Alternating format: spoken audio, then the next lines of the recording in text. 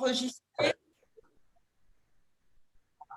Comme certains médecins nous ont informé qu'ils ne pouvaient pas être présents ce soir, donc on enregistre pour ensuite pouvoir diffuser la présentation aux médecins qui n'ont pas pu être présents. Est-ce que vous m'entendez bien? Si quelqu'un peut me mettre juste un petit mot dans le chat pour me dire si c'est bon pour vous. Oui. Super, merci. Oui. Alors, on peut commencer. Donc, la stratégie de cette nouvelle vaccination en ville. Donc, comme vous le savez, le vaccin AstraZeneca, il est rentré sur le marché européen et la Haute Autorité de Santé a donné un avis le 2 février en indiquant qu'on pouvait vacciner les personnes de 64 ans, donc pas plus de 65 ans. Aujourd'hui, 2 populations sont concernées, donc on cible 2 populations pour vacciner avec l'AstraZeneca. Donc, depuis le 6 février, tous les personnels soignants, donc personnel dans les établissements de santé, professionnels de santé, pompiers, aides à domicile et les transporteurs peuvent se faire vacciner, donc sans condition d'âge, avec l'AstraZeneca. À partir du 25 février, donc l'AstraZeneca est ouvert aux personnes de 50 à 64 ans inclus, présentant une ou des comorbidités, donc toujours les mêmes comorbidités qui avaient été identifiées par la Haute Autorité de Santé. Je vous fais un rapide point sur la vaccination actuellement en France. Donc, au 16 février, donc, il y a eu 2 357 946 injections effectuées. Et dans le Bas-Rhin, on est à 41 064 injections. Dans les EHPAD, donc vous savez qu'avec le Pfizer et le Moderna, on avait vacciné les résidents des EHPAD. Donc, il y a actuellement 466 094 résidents qui ont au moins eu une vaccination et dans le Bas-Rhin, 7 776 résidents. Au niveau des centres de vaccination, donc on est à 1275 centres de vaccination qui fonctionnent en France et dans le Bas-Rhin, actuellement, on a 14 centres. Donc, pourquoi l'AstraZeneca il s'ouvre aujourd'hui à la médecine de ville? C'est du fait des conditions de conservation qui étaient plus compliquées sur les 2 précédents vaccins. Donc, l'AstraZeneca, il se conserve entre 2 et 8 degrés, donc pendant 6 mois s'il est fermé dans un réfrigérateur. Donc, à partir de la semaine prochaine, donc les premières livraisons vont être effectuées en officine. Donc, en France, on évalue entre 600 000 à 650 000 doses qui vont être livrées. Un flacon d'AstraZeneca, il va permettre de vacciner 10 personnes parce que vous pouvez faire 10 doses. Comment vous procurer les vaccins et comment organiser votre vaccination? Donc, il y a 3 étapes. La première, c'est de vous rapprocher d'une pharmacie. Donc, cette pharmacie, elle va vous télédéclarer. Donc, elle va faire une commande de vaccins auprès d'un grossiste. Donc, pour la vaccination qui va débuter semaine prochaine, il fallait commander avant le 17 février, 23h. Et donc, toutes les semaines, du lundi au mercredi 23h, vous avez possibilité de commander les vaccins. Donc, sur cette première semaine de vaccination qui va débuter, c'est un flacon par médecin. Normalement, la semaine suivante, c'est 2-3 flacons par médecin et ensuite, ça augmentera progressivement et on espère par la suite que vous aurez possibilité de commander le nombre de flacons dont vous avez besoin. Une fois donc que vous avez commandé vos vaccins auprès de la pharmacie, il faut préparer vos plages de rendez-vous. Alors, je m'explique pourquoi. Comme un flacon contient 10 doses, une fois que ce flacon est ouvert, il se conserve soit 48 heures au frigo, soit 6 heures à température ambiante. Donc, le but, c'est de prévoir, quand vous avez votre vaccin, c'est de prévoir des plages de rendez-vous, de préférence le matin, qui s'enchaînent. Comme ça, vous faites vos vaccinations à la suite. Et si maintenant, imaginons, vous avez prévu 10 personnes, il y en a 2 qui ne viennent pas, le fait de faire le matin vos vaccinations, ça vous permet de trouver des personnes qui souhaiteraient être vaccinés, donc pour ne pas jeter les 2 doses. Le but, c'est vraiment d'éviter de jeter des doses et vous pouvez bien sûr vacciner des gens, s'il vous reste des doses, des gens qui ne rentrent pas forcément dans les critères d'éligibilité. Pareil, il faut garder le patient sous surveillance pendant au moins 15 minutes après la vaccination. Et donc, il faut pouvoir aussi identifier les patients éligibles. Alors, peut-être qu'aujourd'hui, vous avez déjà une liste de patients qui souhaitent se faire vacciner et qui rentrent dans ces critères.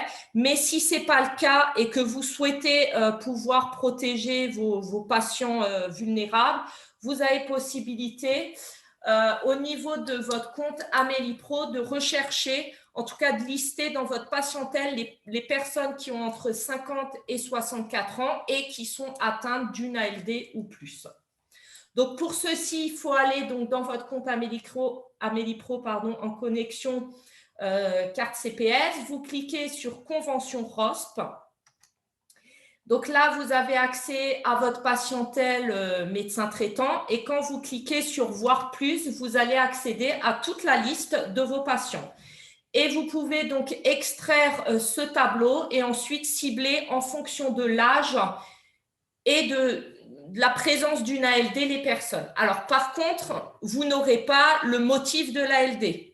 Après, c'est à vous de faire le lien entre votre logiciel métier avec vos dossiers patients, entre les gens que vous avez identifiés qui ont l'âge et une ALD, voir si cette ALD rentre dans le cadre des comorbidités que préconise la Haute Autorité de Santé. Donc, une fois que vous avez préparé vos plages de rendez-vous pour vacciner vos patients, il faut aller récupérer vos doses auprès de votre pharmacie. Donc, les doses, il faut les récupérer dans un conteneur isotherme qui permet de maintenir une température entre 2 et 8 degrés. Il faut conserver de façon verticale le vaccin, pas la lumière. Après, c'est comme tous les autres vaccins, vous connaissez les procédures. Et une fois que vous avez récupéré vos doses, vous pouvez démarrer la vaccination. Comment facturer, donc une fois que vous avez fait vos vaccins, comment vous pouvez facturer ces vaccins? Donc au niveau de la vaccination de ville, c'est un peu le même principe que les médecins généralistes ou les médecins libéraux qui interviennent dans les EHPAD ou les centres qui veulent se faire payer à l'acte. Alors si vous faites juste la consultation prévaccinale, vous pouvez facturer 25 €. Si vous faites une consultation prévaccinale et une injection, ce sera également 25 €. Par contre, vous verrez, il faut obligatoirement rentrer l'information sous le système informatique vaccin Covid et à ce moment-là, vous recevez 5,40 € quand vous enregistrez la première injection. Si vous faites juste une injection, par exemple lors de la deuxième injection, si vous ne faites pas de consultation, à ce moment-là, vous facturez l'acte 9,60 €.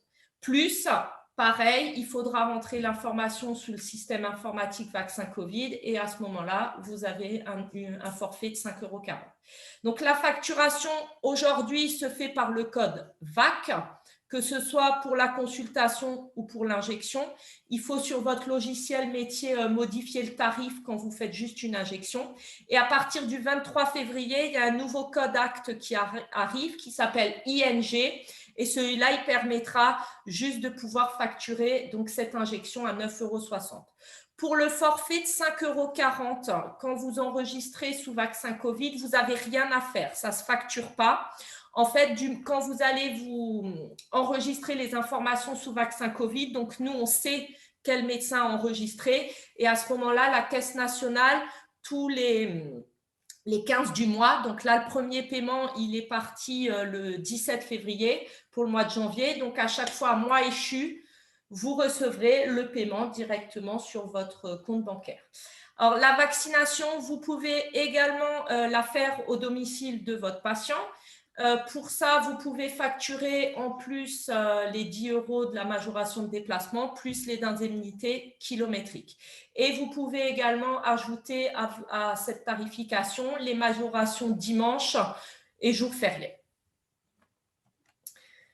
L'alimentation donc de ce système informatique dont je vous parle, vaccin Covid. Donc l'enregistrement sous vaccin Covid est obligatoire. Du moment où vous participez à la vaccination, vous devez enregistrer sous ce système informatique la consultation prévaccinale et les injections que vous allez effectuer. Donc ce système informatique, il va permettre de déclarer l'éligibilité du patient, d'enregistrer la première et la deuxième injection du vaccin. Vous allez à chaque fois, à chaque étape, générer un document que vous pouvez remettre au patient et que vous pouvez également télécharger dans le dossier patient. Et vous aurez aussi possibilité, lors de la première et de la deuxième injection, de pouvoir déclarer des effets indésirables. Donc, il y a un lien qui vous amène directement vers le portail de l'ANSM. Alors, je vous fais une rapide présentation de vaccin Covid. Tout d'abord, il y a 2 prérequis. Pour accéder donc à vaccin Covid, soit vous vous connectez donc à votre cabinet avec votre carte CPS. L'identifiant, le mot de passe ne fonctionne pas. Donc, c'est par carte CPS et vous accédez à Amélie Pro. Et sur Amélie Pro, dans la partie activité, vous avez le petit libellé vaccination Covid. À ce jour, seulement les médecins sont autorisés à remplir ce vaccin Covid. Deuxième possibilité, alors je ne vous la conseille pas quand vous êtes en cabinet, mais ça peut être intéressant si vous allez vacciner à domicile vos patients et que vous avez un ordinateur portable ou une tablette. Vous pouvez également vous connecter à vaccin Covid via une ICPS.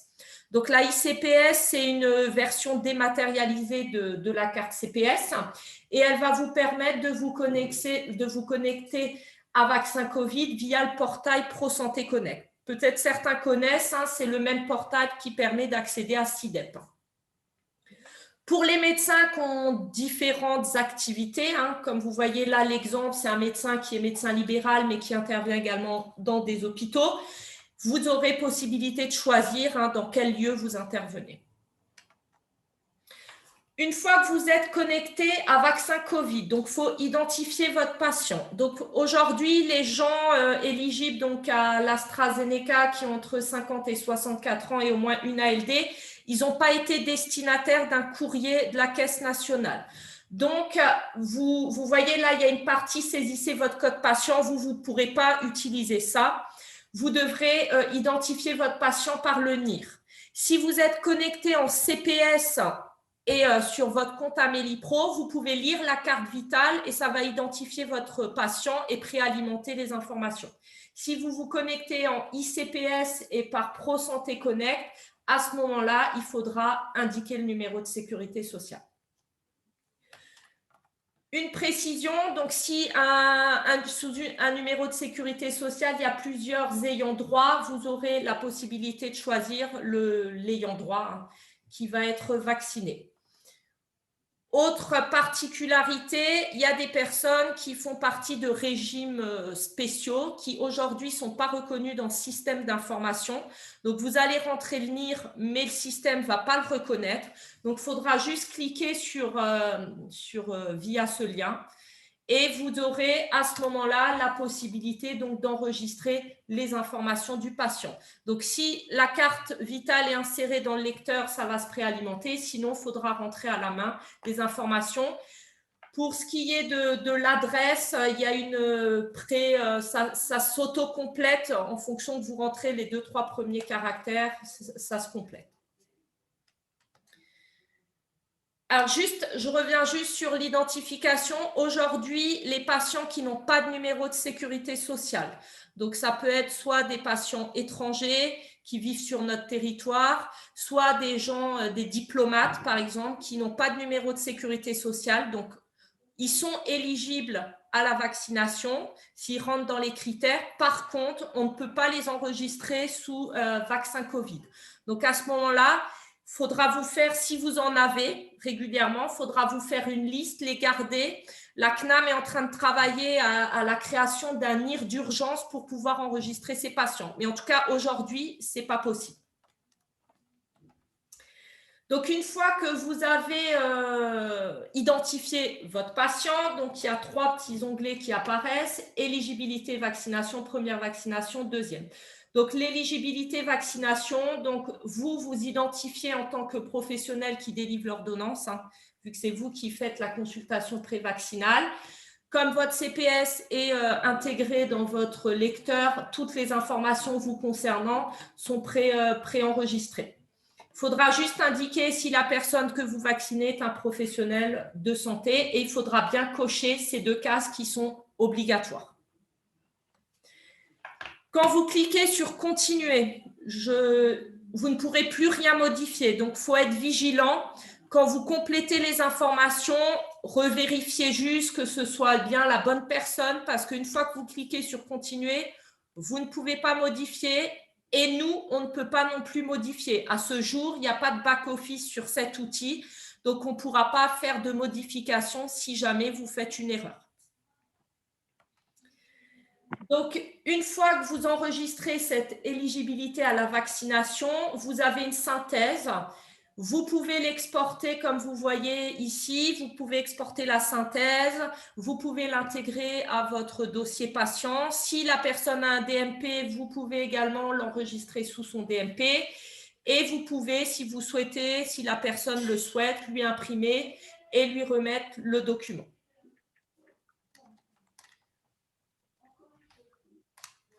Donc, après cette consultation prévaccinale, vous pouvez faire dans la foulée, hein, ou si vous avez déjà fait des consultations prévaccinales, vous enregistrez la première vaccination. Donc là, vous avez les noms des vaccins actuellement sur le marché disponibles. Donc, vous, dans le cas de la médecine de ville, c'est l'AstraZeneca. Il faudra enregistrer le numéro de lot. Quand vous tapez les premiers chiffres, ça s'autocomplète. À savoir que si le numéro de lot n'est pas reconnu, vous pouvez le rentrer entièrement, il s'enregistrera. Il faut mettre la date, l'heure de vaccination, le mode d'administration. Donc, comme vous le savez, l'AstraZeneca, c'est une injection intramusculaire dans un bras. Donc, il faudra choisir bras droit ou bras gauche. Et comme vous, c'est dans un cabinet, ça s'auto-complétera indirectement le lieu de vaccination. Et il faut bien cocher la petite case en bas. Idem que pour l'éligibilité, du moment où vous validez, vous ne pourrez plus revenir, vous ne pourrez plus rien corriger. Donc, il faut bien être vigilant sur ce qu'on indique. Pareil, vous pouvez exporter le document et le remettre au patient s'il le souhaite. Vous aurez en bas de la page une indication. Donc, pour l'AstraZeneca, la deuxième injection, elle doit se faire entre 9 et 12 semaines. Donc, l'outil va vous calculer automatiquement la date prévisionnelle à laquelle la personne devrait se refaire vacciner. Ça peut vous permettre, si vous le souhaitez, tout de suite de refixer un rendez-vous à la personne pour sa deuxième injection. Vous avez également ici accès aux effets indésirables. Donc, comme je vous ai indiqué avant, il faut garder pendant 15 minutes la personne sur surveillance. Si la personne devait faire un choc anaphylactique, à ce moment-là, vous pouvez tout de suite le déclarer en cliquant sur le lien qui vous ramène au portail de l'ANSM. La deuxième vaccination, c'est pareil que la première. Par contre, le nom du vaccin, il va tout de suite être préenregistré, hein, vu que si on fait de l'AstraZeneca, la deuxième, ça doit forcément être avec un vaccin AstraZeneca. Donc, c'est préenregistré. Vous devez à nouveau enregistrer le numéro de lot, la date, l'heure. Et les informations concernant le lieu s'enregistrent automatiquement. Pareil, si vous validez, vous ne pouvez plus modifier. Et vous pouvez à nouveau exporter la synthèse et imprimer le document pour le patient. Voilà, j'ai fini avec la présentation de cette nouvelle campagne de vaccination. Si vous avez des questions, vous pouvez ouvrir vos micros. S'il y en a, alors je vais voir. Alors, il y avait… Oui. J'aimerais juste connaître l'éligibilité des vaccinés, parce que j'ai vu que les dates, tel âge, tout ça a un petit peu changé. Pouvez-vous me rappeler, j'ai raté peut-être les 3 premières minutes? Oui, alors la campagne là, dont on parle, c'est avec le vaccin AstraZeneca. Les personnes éligibles, c'est les professionnels de soins sans condition d'âge qui peuvent se faire vacciner depuis le 6 février. Et à partir du 25 février, donc c'est ouvert à la population civile de 50 ans à 64 ans et qui présentent au moins une comorbidité. Vous pouvez tout juste préciser ces comorbidités parce que c'est pas très clair. Alors, c'est les comorbidités qu'avait identifiées la Haute Autorité de Santé, c'est l'obésité, BPCO et insuffisance respiratoire, HTA compliqué, insuffisance cardiaque, diabète de type 1 et de type 2, insuffisance rénale chronique, cancer et maladies hématologiques malignes actifs et de moins de 3 ans, transplantation d'organes solides ou de cellules souches hématopoïétiques. Oui, mais donc, ce n'est pas tous des ALD. Ce n'est pas tous des ALD. En fait, je vous expliquais quand vous faites si vous voulez exporter de votre patientèle les gens en ALD, vous le pouvez. Et après, je vous disais, il faut faire le lien avec votre logiciel métier, vos dossiers patientèle pour savoir ces patients qui ont une ALD, est-ce que c'est une ALD qui rentre dans les comorbidités. Et juste une précision pour les professionnels de santé qui peuvent se faire vacciner, c'est toujours en dessous de 65 ans. Hein. Les personnes de plus de 65 ans ne sont pas éligibles pour l'AstraZeneca. J'avais lu que pour les immunodéprimés, on n'était pas sûr si ça marchait. Qu'en est-il? Alors, on a docteur… Oui, alors, bonjour, c'est Nathalie Néguelet, médecin conseil. Oui, les études, en fait, pour l'AstraZeneca n'ont pas été réalisées pour les personnes de plus de 65 ans. Et pour les immunodéprimés. Donc là, pour l'instant, c'est pas forcément, ça ne fait pas partie des études, donc c'est pas forcément indiqué. Et les gens sous Humira, par exemple, on peut le faire ou pas?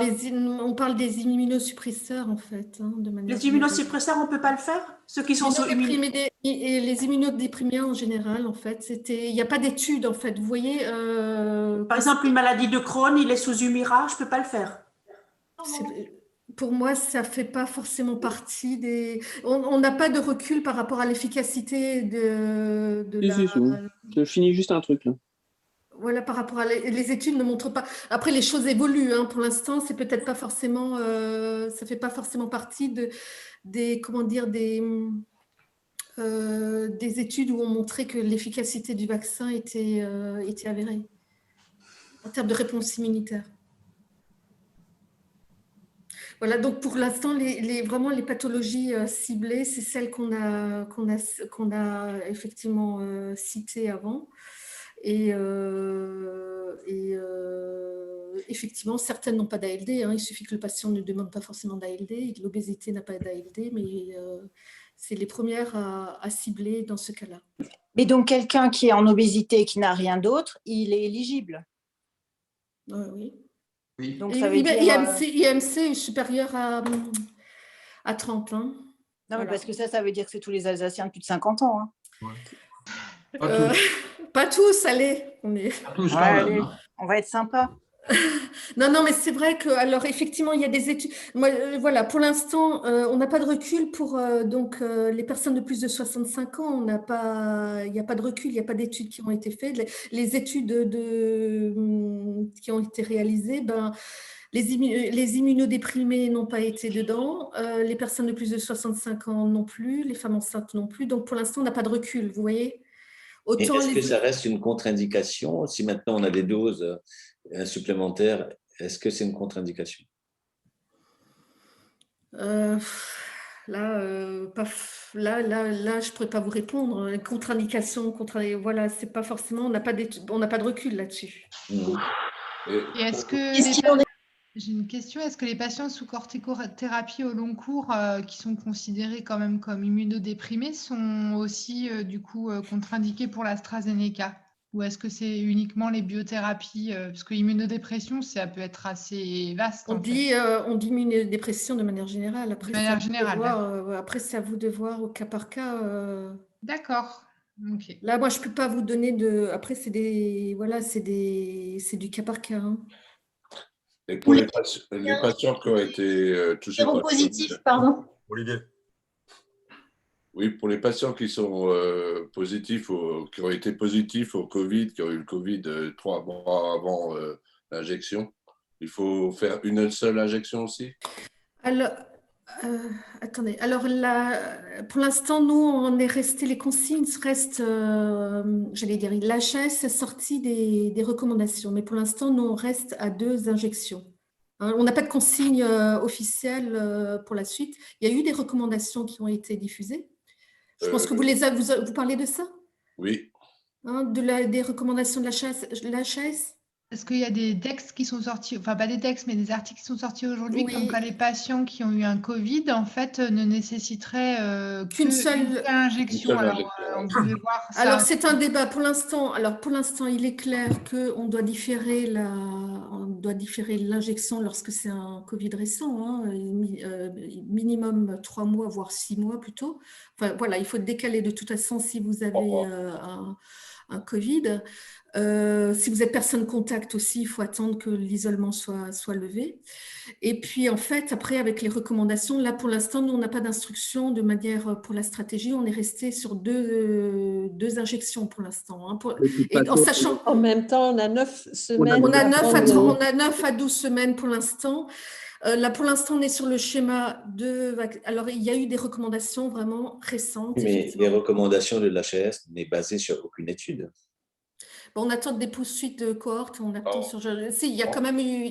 Enfin, voilà, c'est C'est franco-français, cette histoire. Il n'y a pas dans les autres pays, apparemment. Après, c'est un autre débat. Moi, tout ce que je peux vous dire, effectivement, c'est qu'il y a l'HAS a sorti des éléments, mais pour l'instant, on reste sur un schéma vaccinal de 2. Ça peut évoluer, hein, mais pour l'instant, pour AstraZeneca, on est sur 2. On a constaté surtout à la 2e injection pour les gens qui avaient eu le Covid, des effets indésirables un peu plus marqués, quoi. C'est pour ça qu'il y a ce problème de la 2e injection. Alors, il y a tout un débat. Hein. Moi, je ne peux pas vous dire, voilà, c'est des choses qu'on débat. C'est si on est immunodéprimé ou pas immunodéprimé, qu'est-ce qu'on fait, un rappel, etc. Donc, ça, c'est vrai. Le centre de vaccination, en tout cas, c'est le débat actuel. Ouais, c'est un débat, c'est une discussion, c'est des choses qui peuvent bouger. Bon, vous le savez plus que moi, c'est le Covid, ça change tous les jours. Hein, Est-ce que nous, on doit prévoir dans notre commande de vaccins les doses de réserve pour les rappels, ou est-ce qu'on est assuré d'avoir les doses livrées pour faire les rappels? Bonne question. Ouais, c'est intéressant ça.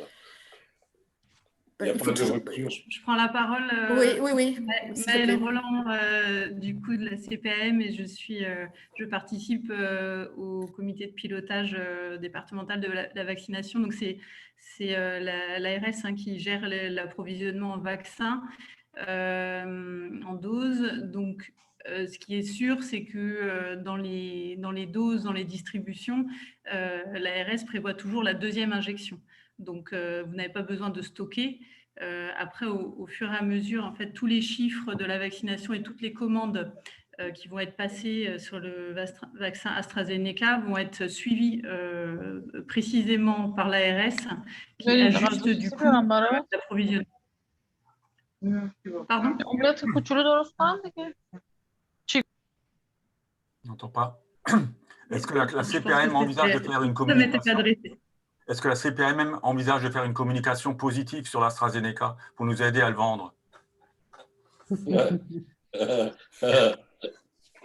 C'est bien, Rémi. C'est vrai qu'on a beaucoup de gens qui sont contre. Hein. Quand je leur téléphone, j'ai l'impression que je fais du rabattage. Ils me disent non, c'est bon, on a tout ce qu'il faut, quoi.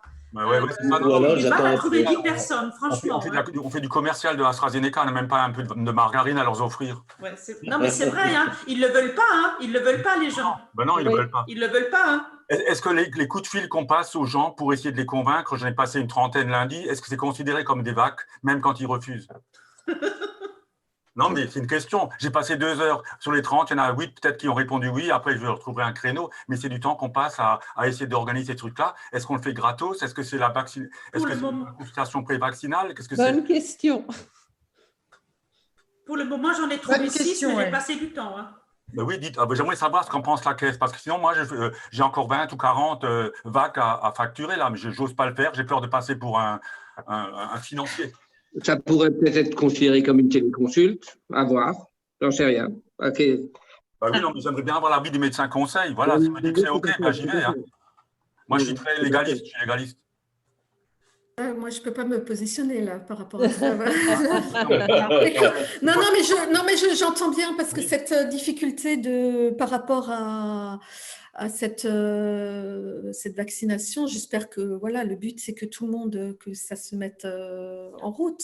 C'est les freins. Oui, mais notre souci, c'est l'efficacité de ce vaccin par rapport aux variants. Aussi. Et c'est un peu ça notre souci par rapport à ce vaccin. Oui. Alors, bien sûr, si on sait qu'il est efficace, il n'y a aucun problème, on arrivera à le vendre sans problème, quoi. Mais et on n'en sait rien pour l'instant. Voilà. Pour l'instant, sur les vaccins, ça reste quelque chose qui ça marche sur les variants. Pour l'instant aussi, c'est le britannique qui est sur le territoire. Hein. De toute façon, il y aura d'autres variants. Hein, pas... Après, voilà, on a des variants. Pardon, j'ai déjà un cas contact avec un Brésilien, hein, quand même, un variant brésilien. Oui, mais pour l'instant, effectivement, il faut continuer à promouvoir cette vaccination tant qu'il n'y a pas de données supplémentaires. Est-ce qu'on va dire aux gens, on va promouvoir tant qu'on n'a pas de données supplémentaires? Mais ça ne va pas, ça, c'est pas un argument. Non, mais ça, moi, je vous le dis à vous, c'est pas du tout…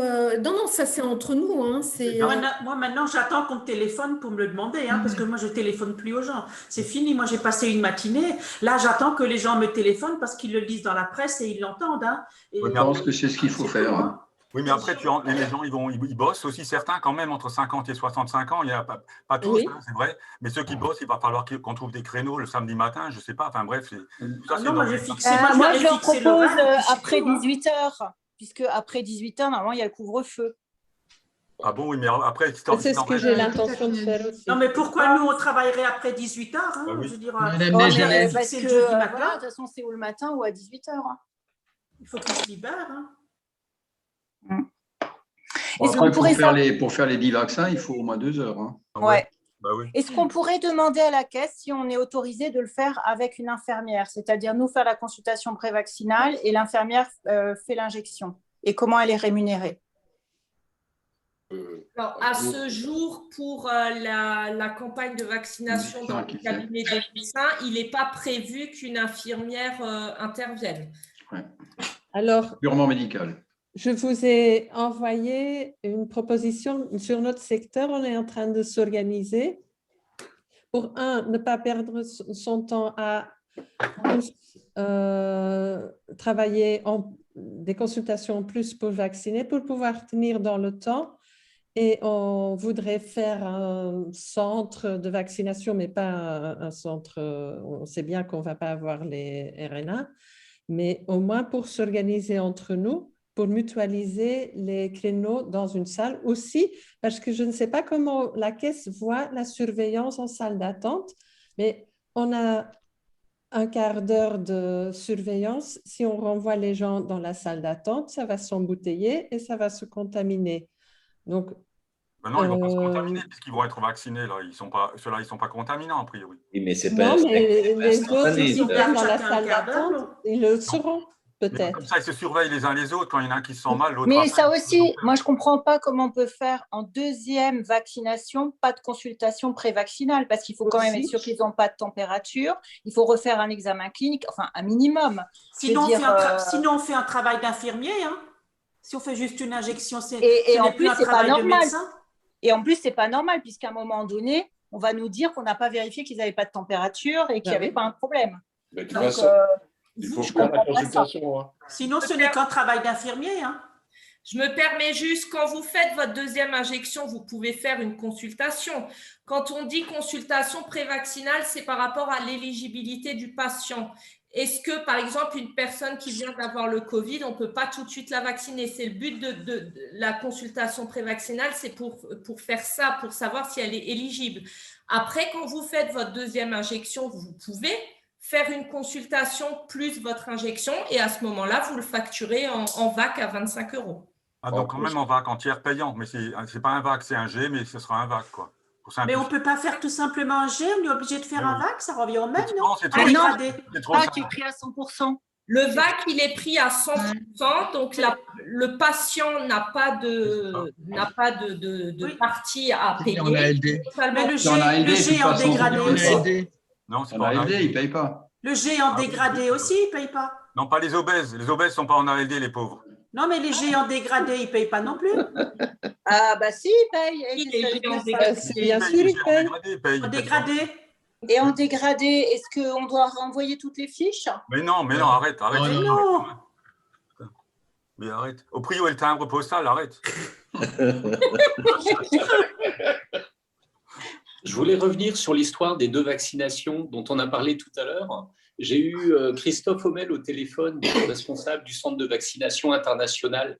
Lui, il est très clair. À partir du moment où on a fait le Covid, c'est comme si on avait eu un vaccin.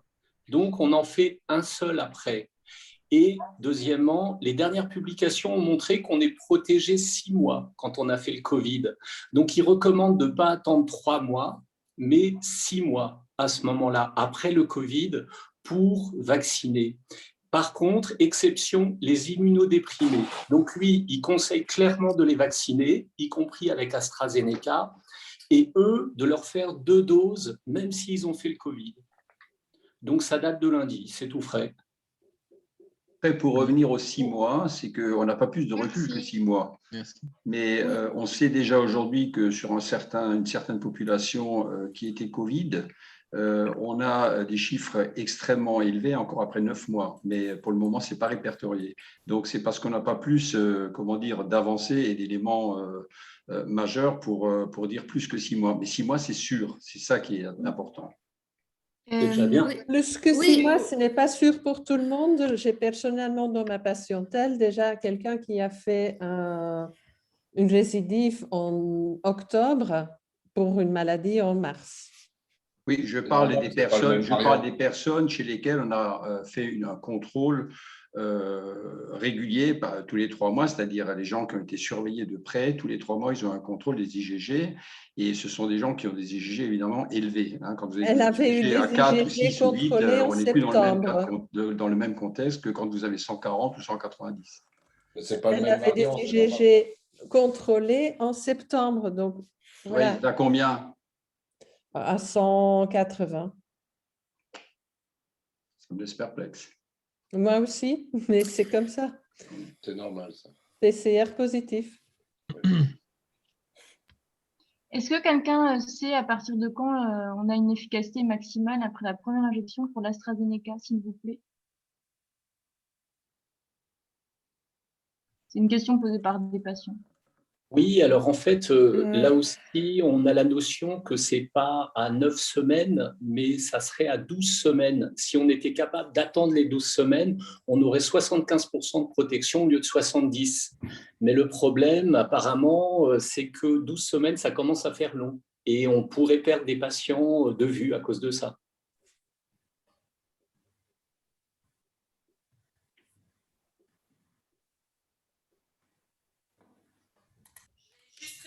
Une question qu'il y a eu sur le… Moi, j'avais encore une question pratique. Est-ce que je peux vacciner mon personnel médical, ma secrétaire, ma femme de ménage, dès maintenant avec ce vaccin?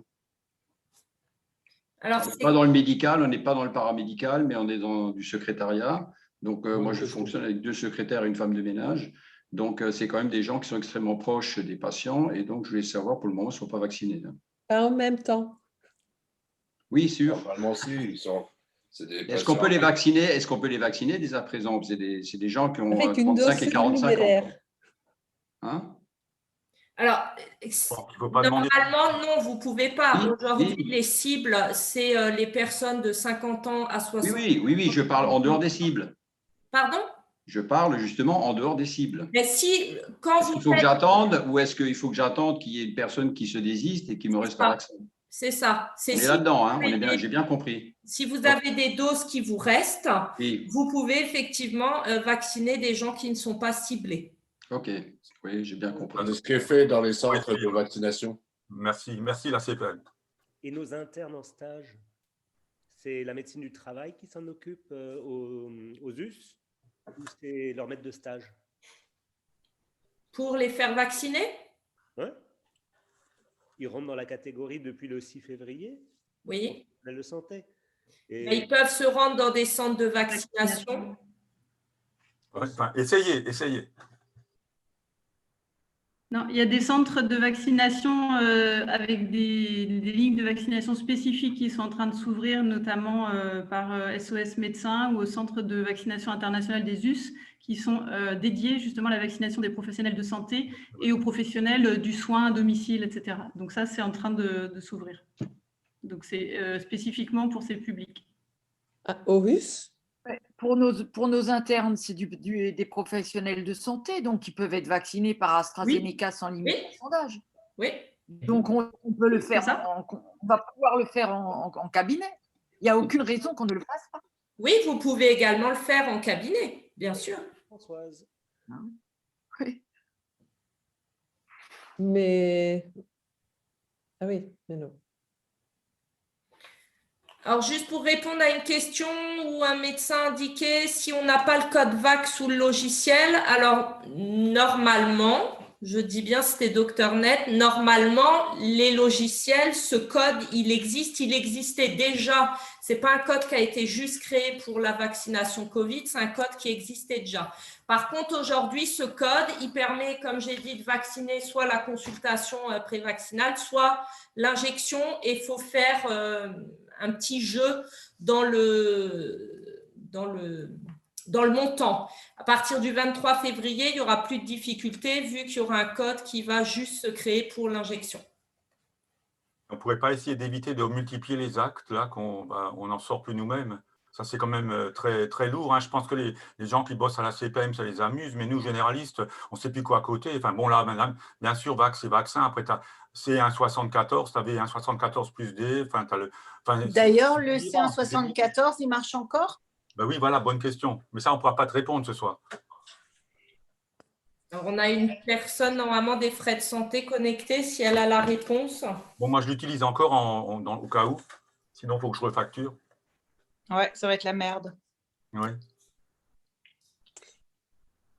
A priori, ce n'est pas encore décidé au niveau national, mais en même temps,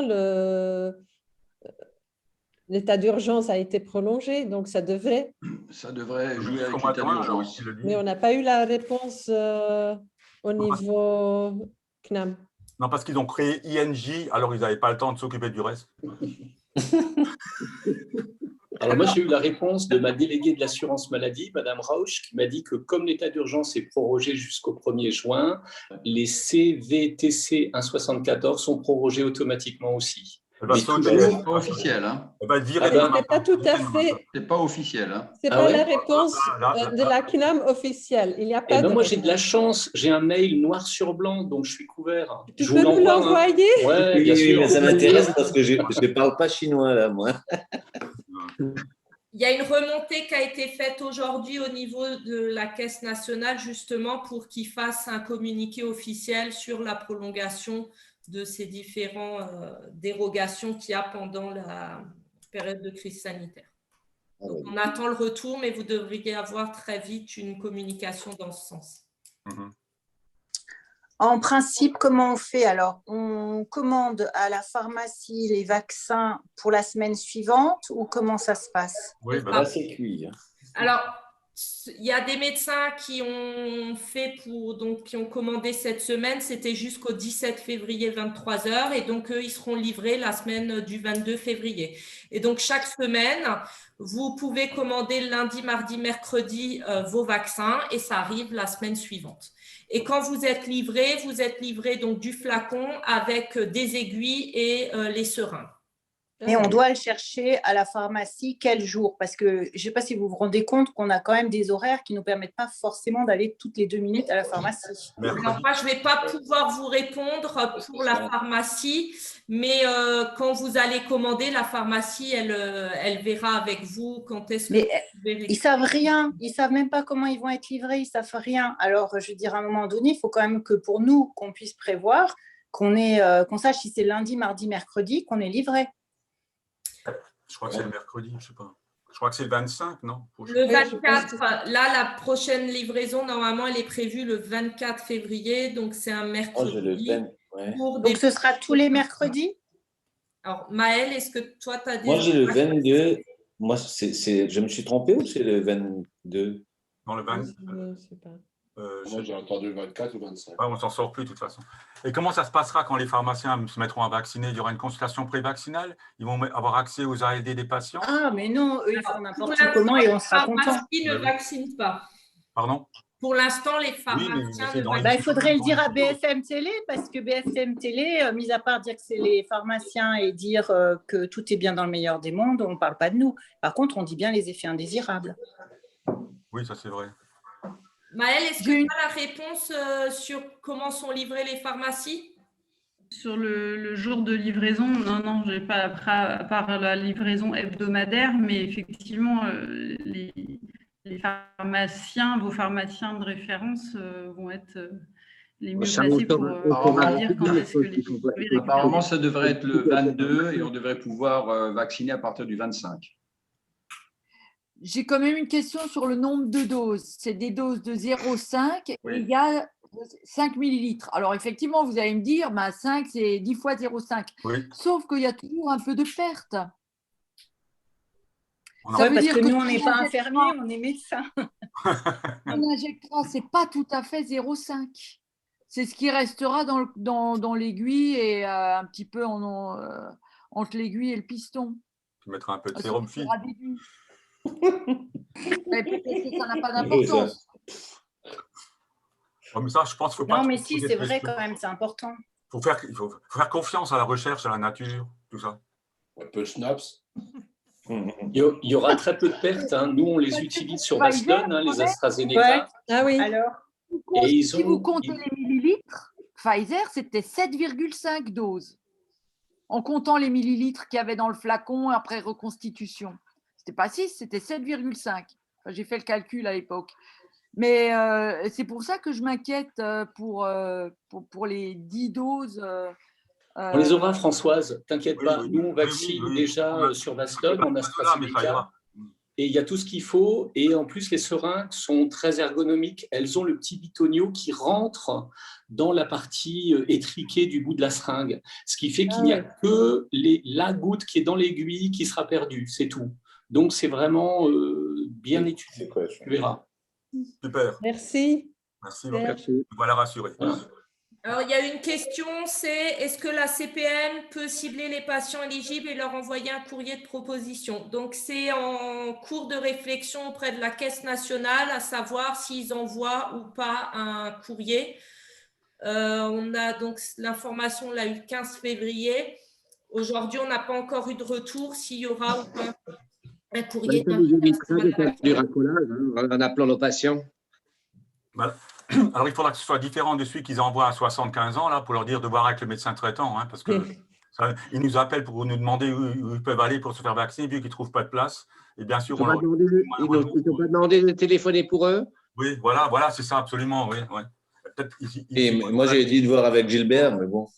Oui, il faudra peut-être améliorer les choses, à ce point de vue-là aussi. Je me le note. Ouais. Ça doit être facile avec l'outil informatique de la caisse. C'est certainement plus facile pour la caisse d'envoyer un listing que nous chercher et d'appeler tous nos patients. On passe notre journée au téléphone actuellement pour les renseigner. Tu peux aussi le faire quand ils arrivent et puis tu leur expliques. La seule chose, c'est que ça te prend du temps, c'est tout. Oui, mais ils ne viennent pas tous les jours quand même. Hein. Les patients entre 50 et 65 sont relativement. Ils ne squattent pas dans les salles d'attente quand même. Quoi. Ouais. Ouais, bon. Je fais remonter pour savoir si on peut faire un ciblage et envoyer les courriers. Et moi, j'avais une question. Dans tous les cas, sur les courriers, c'est un envoi national. Hein. La CPM n'intervient pas du tout. Les courriers qui ont été envoyés aux personnes de plus de 75 ans, nous, on en a connaissance en même temps que l'envoi. Donc, on n'a pas, ça part directement du niveau national. Donc, on pourra juste savoir qu'il y a des informations, des courriers ou des bons qui ont été envoyés, mais voilà, on n'a pas la main sur ce qui est dedans. Mm-hmm. Par contre, on peut faire remonter vos remarques, bien sûr. Bon, je vois pas. On aimerait bien aussi avoir des vaccins pour les gens à domicile, peut-être pas des AstraZeneca, faites-leur remonter. C'était ma question moi, par rapport au domicile, parce que vous nous avez parlé de la cotation pour vacciner à domicile, mais concrètement, techniquement, par rapport au vaccin, parce que là, on reçoit la fiole avec 10 vaccins, mais il ne faut pas le retourner, pas le secouer.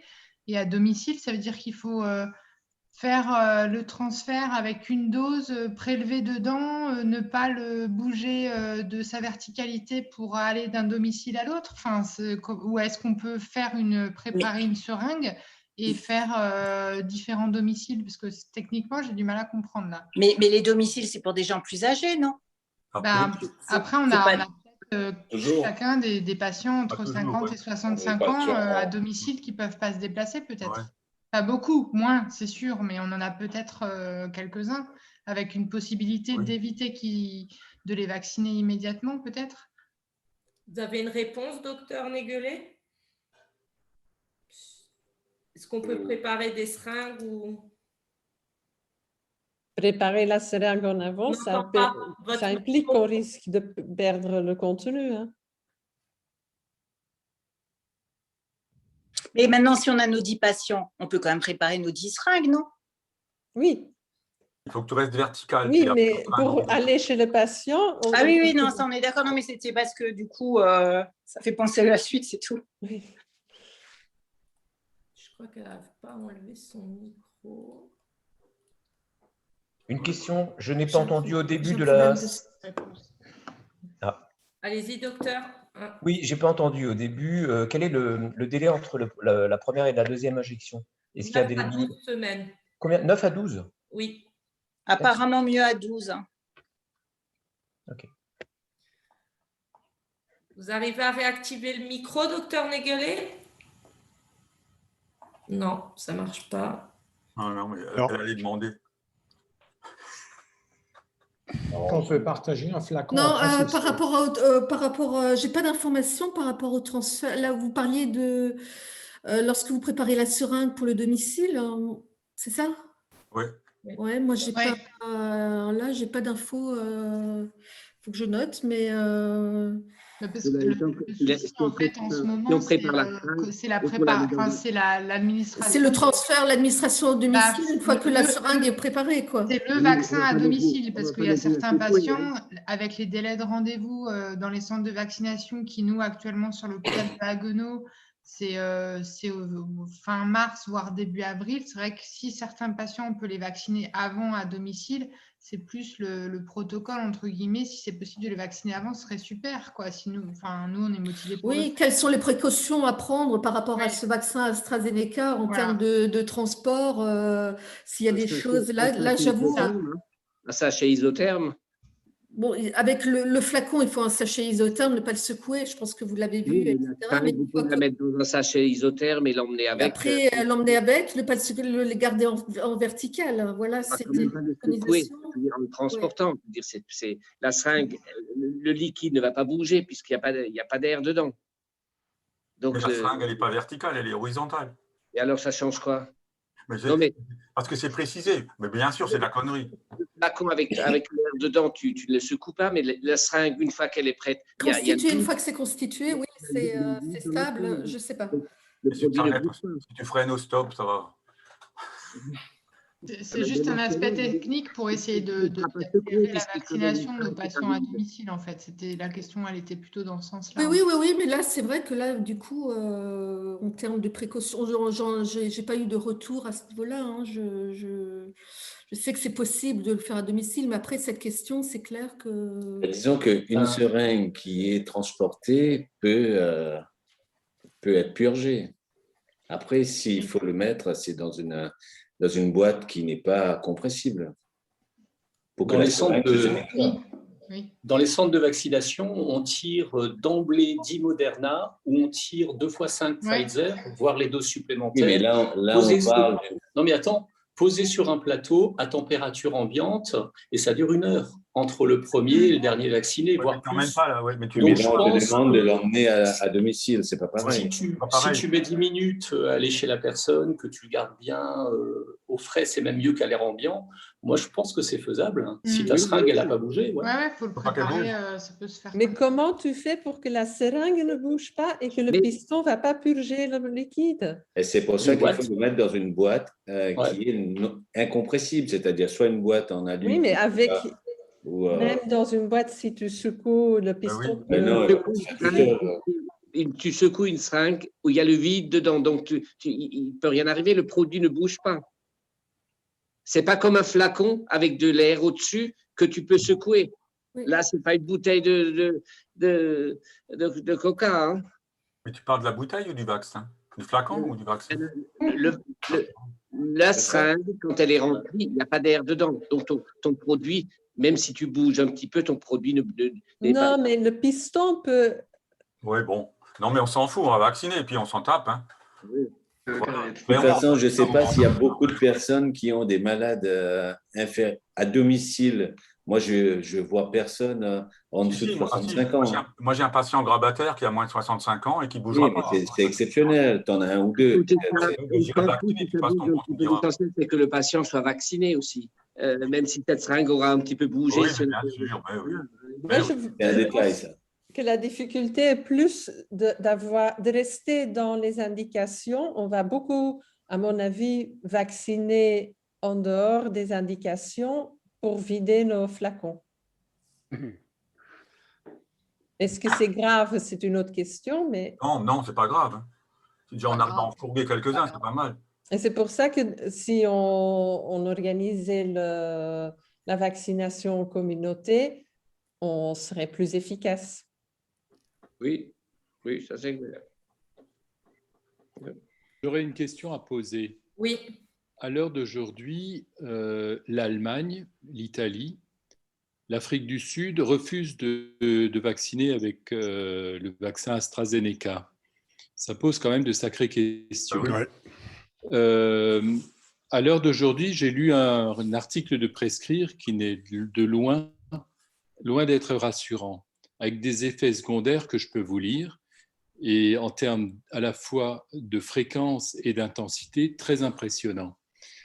Les événements indésirables systémiques dans les 7 jours suivant l'injection ont été rapportés par 73% des participants dans le groupe vaccin versus 60% dans le groupe témoin, avec une fréquence de réaction considérée comme intense de 8% versus 3%. Les réactions systémiques rapportées ont été de la fièvre, des frissons, des douleurs articulaires et musculaires, des fatigues, céphalées, malaises, nausées, ainsi de suite. Alors, ce qui est important, c'est qu'il signale des myélites et même quelques affections démisantes. Je ne suis pas en train de lire ici Paris, hein, c'est un article de Prescrire. Donc, il y a quand même un problème. À l'heure d'aujourd'hui, je me pose plusieurs questions. On va utiliser donc un vaccin pas ou peu efficace sur les mutants, lesquels mutants sont en train de monter en force dans la population. J'ai franchement l'impression un peu de duper ma clientèle quelque part. C'est-à-dire que la seule chose que je peux prétendre bloquer, et encore à 67%, c'est l'évolution des souches initiales de Covid-19. Le reste, tout ce qui est mutant, ça va continuer à circuler. On ne sait finalement pas grand-chose de ce vaccin. Et c'est vraiment très inquiétant.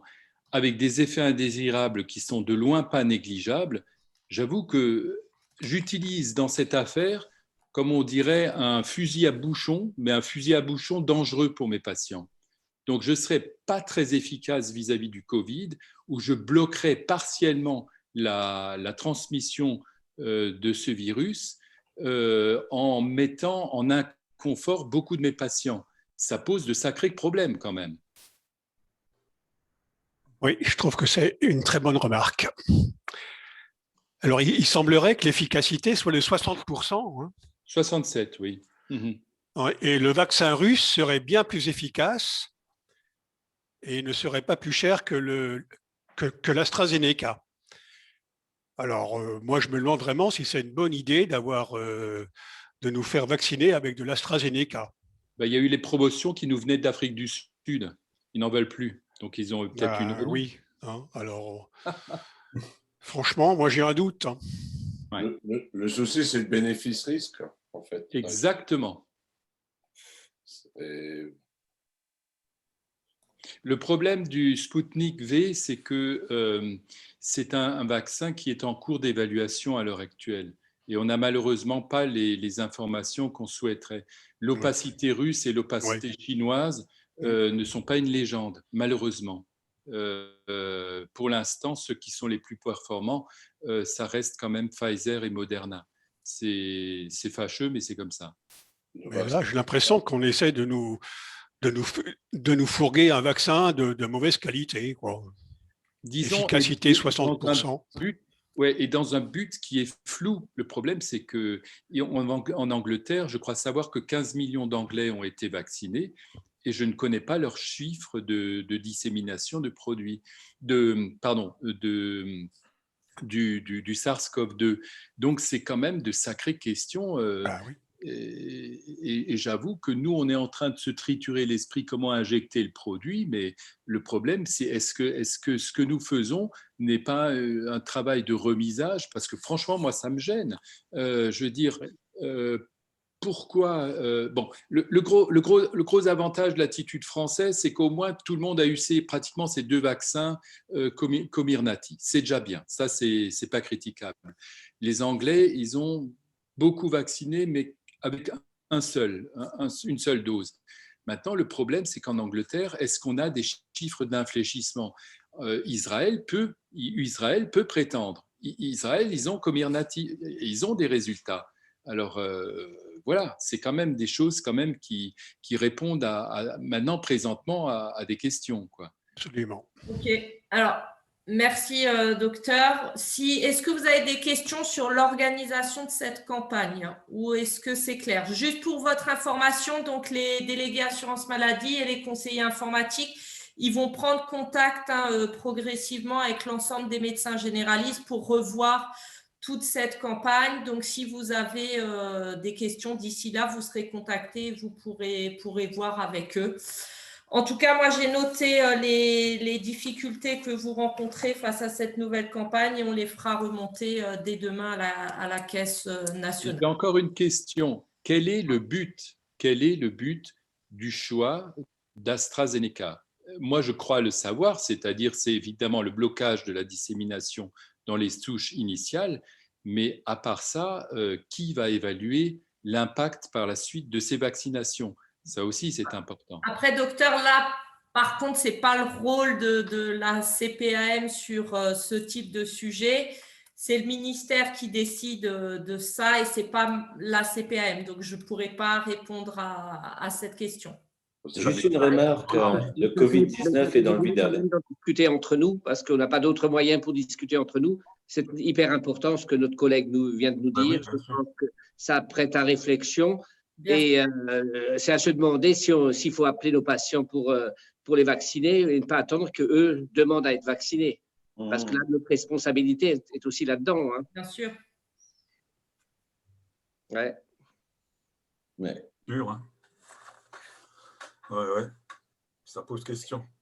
Et dans le Vidal, l'AstraZeneca est à partir de 18 ans. Voilà. Et sans limite d'âge. C'est juste une remarque, vous pouvez le vérifier dans le Vidal. Là, je suis en train de... C'est devant moi, c'est 18 sauf ans. Que l'étude n'a pas été faite sur les plus de 65 ans. Mais je fais plus confiance quand même au Vidal. Hein. Moi, pas. Pourquoi? Parce que le Vidal devrait se baser sur les études et l'étude est encore en cours. On va avoir fin mars. On aura plus de données après. Et on pourrait aussi dire qu'on attend un petit peu le résultat de l'étude qui est en cours. Et fin mars, on va nous dire qu'il ne marche pas contre les variants actuels. C'est intéressant. On ne peut pas savoir à l'avance de toute façon. Hein. Oui, bien sûr. Ouais. Mais c'est comme avant, tu vois, quand tu disais, c'est une remarque qui est, par exemple, tu peux avoir des anticorps et avoir un petit PCR qui est positif. Mais le fait d'avoir un PCR positif ne veut pas dire que ton PCR est contaminant. Parce que des restes, tu peux avoir des restes et avec un test qui est positif, mais Après, ça dépend. Si ton malade, il faut tomber malade avec des pathologies graves, c'est pas pareil. Si ton PCA est concordant avec la clinique. Qui avait le PCR pendant 6 mois positif. Bah oui. Ouais, je voudrais juste rebondir sur ça, en fait, parce que l'enjeu, c'est pas, mais c'est pas dit comme ça, l'enjeu, c'est pas la transmission du virus, parce que ces vaccins n'ont pas prouvé cela. Les seuls qui ont prouvé, que ce soit d'ailleurs Pfizer ou Moderna, ou que ce soit AstraZeneca avec une méthode qui n'est pas bonne dans la première étude, on espère qu'elle sera meilleure, c'est que ça diminue les Covid graves, ça diminue les hospitalisations et ça diminue la réanimation. Et donc, pour moi, l'enjeu, c'est ça, en fait, si vous voulez. C'est pour ça qu'il faut vacciner en priorité, bien sûr, les personnes âgées et les personnes qui ont des comorbidités, quoi. C'est ce qu'on nous propose. C'est-à-dire qu'on sait que les Covid graves sont chez les personnes âgées ou les personnes qui ont des comorbidités. Et donc là, on est un peu plus rassuré quand même sur les études par rapport, même si elle est mal faite, l'étude initiale, on le sait, de AstraZeneca. Comme Manuela vient de le dire, on aura des résultats à la fin mars d'une étude qui est mieux faite, mais on peut penser que l'AstraZeneca, en tout cas sur le virus sauvage, protège des hospitalisations et de la réanimation. Et c'est ce qu'on veut, en fait. C'est ça l'enjeu, en fait.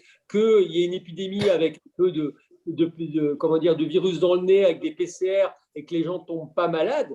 C'est ça qui est impressionnant avec ces vaccins-là, c'est quand même on a quasiment, en tout cas avec Pfizer et Moderna, mais aussi avec AstraZeneca, une grande majorité de gens qui ne font pas de Covid grave. Et voilà, donc c'est ça qui est l'enjeu majeur. Dans les variants, on aura les mêmes questions. C'est-à-dire que même si in vitro, on sait qu'ils sont moins efficaces quand il y a du variant, l'enjeu majeur, c'est de voir si les gens, même avec des variants, ils font des Covid graves, des hospitalisations et des réanimations. Voilà, donc moi je pense qu'il faut qu'on vaccine, mais uniquement du coup vraiment les personnes qui sont à risque de Covid grave. Ça, on a quand même des éléments pour faire penser que les 3 vaccins qui sont là ont une efficacité sur ça. Et puis ensuite, bien sûr, les choses vont avancer dans la connaissance de la vaccination. On gère la pénurie. À tous les niveaux, on gère la pénurie. C'est ça qui est compliqué. Et là, ce qui est un peu compliqué, c'est qu'il y a un peu moins de pénurie sur AstraZeneca, sur un vaccin qui est sans doute un peu moins efficace. Et moi, je pense que quand même, il faut qu'on s'engage en tant que médecin généraliste sur nos patients qui ont des risques de Covid grave.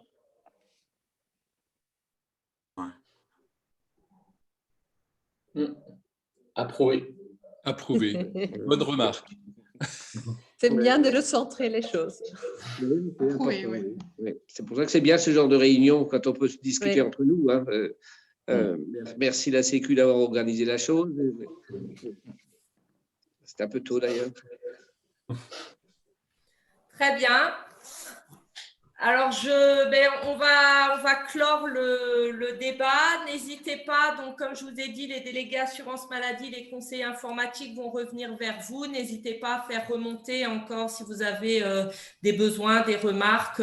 On est là pour vous écouter. On fait remonter régulièrement à la Caisse nationale pour que ça évolue. Alors, je voulais vous remercier pour votre présence et vous souhaiter bon courage pour cette nouvelle campagne qui débute. Merci à vous. Merci. Bonne Merci. soirée. Bonne soirée. Merci, au revoir. Prenez soin de vous.